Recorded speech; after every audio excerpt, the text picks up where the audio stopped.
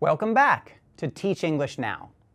In our last video, we explained the affective filter, that complex set of emotions that can help or hurt your ability to process language.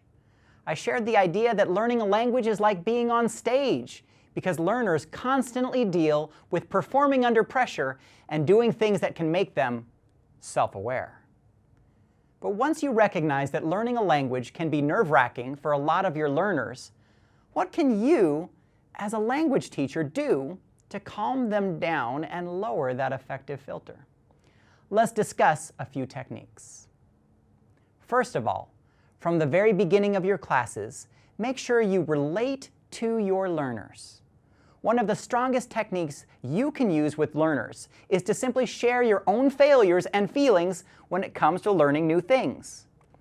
By sharing foolish mistakes you have made and feelings you have had while learning new things, your learners will see that you are someone who understands them. Personally, I am always involved in learning a second, third, or even a fourth language, so that I never forget how difficult it can be to learn a language. Second, I like to describe mistakes as normal. I praise effort and use phrases such as, "Mistakes are okay," "Take your time," and "You almost have it right."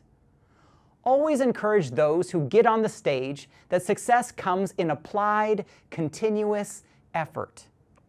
In this sense, I almost always praise process, and I get students away from thinking about a finished, polished product. Third, use formative evaluation. If you remember, in the second module, we talked a lot about two different modes of learning, and how the diffuse mode provides opportunities for students to let loose and not worry so much about every single rule of the language.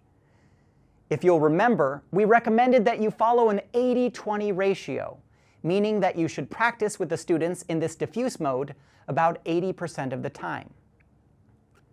Now, let's apply these principles to the idea of lowering the affective filter. These practice settings are perfect opportunities for you to lower that affective filter.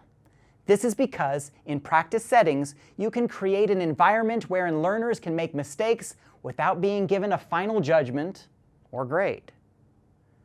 These practice sessions are times when you can show students you aren't just a judge, you're a guide, and you are there to help students prepare for a later testing environment. When you give feedback that is not a final grade, but is to help them along the way, this is called formative feedback or formative evaluation. I love this kind of evaluation because students no longer see you as a judge, but as a coach, giving you tips that will help them to perform better under game time conditions. This is all in contrast to summative evaluation, wherein students are evaluated by their performance and given a grade. Fourth, be willing to look ridiculous. Encourage it. When students see you look silly, whether wearing a wig, squishing some cake through your fingers, auditioning for a glee club, whatever, this helps students to recognize that they themselves can take risks and get outside their comfort zone. In some sense, you are simply saying, in this space, in this classroom, you are allowed to experiment, to fall on your face, to try funny things. In fact, that is what I expect and want. Students will relax when they realize that you have created a safe space for them to fall and look foolish.